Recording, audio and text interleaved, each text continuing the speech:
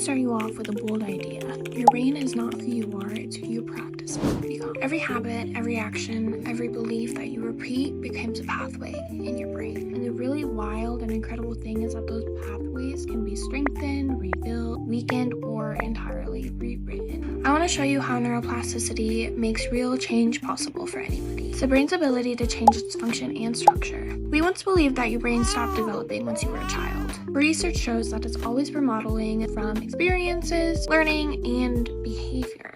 It doesn't just build new synapses, it reorganizes old ones. It shifts entire new perspectives depending on what you practice. One example of this is taxi drivers in London who had to spend years trying to memorize the streets of the city. MRI studies showed that the part of the brain responsible for spatial memory grew larger, which is the hippocampus. A helpful way to understand neuroplasticity is through 10 principles identified by researchers Jeffrey Kleem and Therosa Jones. The first is use it or lose it, skills that you don't practice will weaken. The second is use it and improve it. The more you practice, the stronger those neural pathways become. Specificity reminds us that the brain changes based on exactly what you practice. Repetition and intensity show that doing something often and doing it with effort produces deeper, longer lasting change. Time matters too. After injury, early practice leads to better recovery.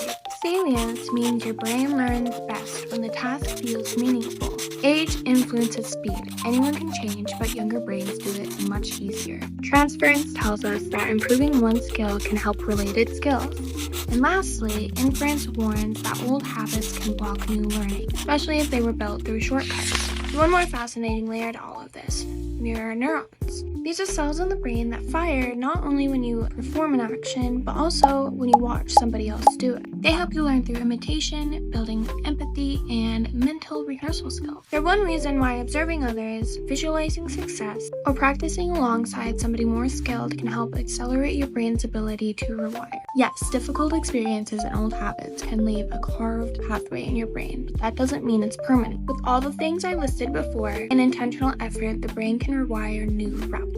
They're patterns your brain learned, and because they're learned, they can easily be unlearned. Neuroplasticity shows that change is not just motivational, it's also biological. And to me, that's one of the most hopeful ideas in science. No matter your age, your history, or your starting point, your brain is capable of healing, growing, and reinvention of yourself. So when somebody says, "That's just who I am," neuroscience and neuroplasticity tells us a different story. Change isn't only possible, your brain is literally built for it.